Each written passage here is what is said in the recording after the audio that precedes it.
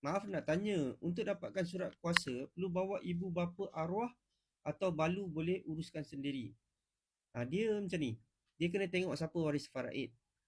Kebiasaannya, kalau kita tengok dalam notis tu, dia akan minta 3 orang yang wajib hadir lah.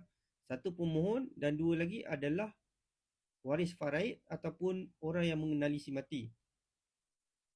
Kalau kata waris faraid hanya 3 orang ni saja, contoh. Katalah ibu bapa ni dah uzur dan dia orang tak dapat nak datang.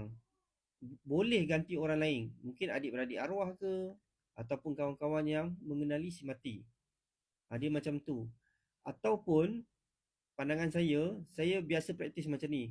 Sebelum bicara tu kita call dulu, kita tanya, boleh tak kita nak bawa orang ni, dia tak dapat hadir. Dan setengah tempat, dia akan kata, boleh, seorang pun boleh je. Sebab saya ada pernah buat kes yang macam tu lah. Jadi balu je yang hadir.